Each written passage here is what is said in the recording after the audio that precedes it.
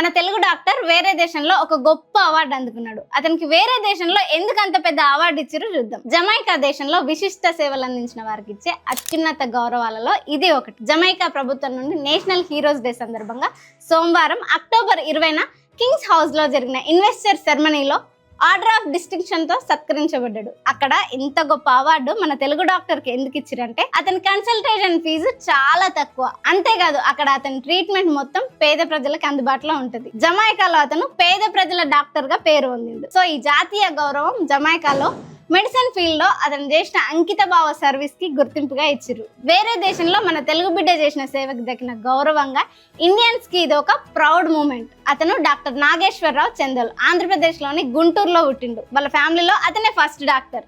సాధారణ middle class family వాళ్ళది. అతను ఒక మారుమూల గ్రామం నుండి వచ్చిండు. ఏపీలో doctor NTR university of health science లో మెడిసిన్ కంప్లీట్ చేసిండు. తర్వాత 2005 లో ఫస్ట్ జమైకాకు వచ్చి పబ్లిక్ హెల్త్ ఇన్స్టిట్యూషన్ లో పనిచేసిండు. సొంతంగా అతనే 2009 లో ప్రైవేట్ హాస్పిటల్ పెట్టిండు. అక్కడ ఆ ప్రైవేట్ హాస్పిటల్లో అతని 5 బిల్ డాక్టర్ అని పిలుస్తారు. ఎందుకంటే అతని కన్సల్టేషన్ ఫీజు ఓన్లీ $500 జమైకన్ డాలర్లు మాత్రమే. ఈ ఫీజు జమైకాలో ప్రైవేట్ హాస్పిటల్లో చాలా తక్కువ. మన ఇండియన్ రూపీస్ లో అయితే 276 మాత్రమే. సో అలా అతను అందుబాటులో సమాజానికి వైద్య సేవలు అందిస్తూ హెల్త్ క్యాంపులు, హోమ్ విజిట్లు, ఉచిత విద్య సేవలు లాంటివి నిర్వహిస్తున్నాడు. జమైకా ప్రధాని అయిన డాక్టర్ ఆండ్రూ హెల్నెస్ పేదవాళ్ల కోసం పెట్టిన సంస్థలకి సహకరించి పేదవాళ్ళకి సర్వీస్ చేసిండు. 2022లో భారత అధ్యక్షుడు రామ్నాథ్ కోవింద్ జమైకాకి వెళ్ళినప్పుడు ఆయన సేవలు తెలుసుకొని పేదవాళ్ళకి ఆయన సేవలు ఎంతో ఆదర్శమని మెచ్చుకున్నాడు. ఆయన సేవలు, మెడికల్ క్యాంపులు, సమాజ సేవలకు గుర్తింపుగా 2025 ఆగస్టు 15న జమైకాలో జరిగిన భారత 79వ ఇండిపెండెంట్ డే వేడుకల్లో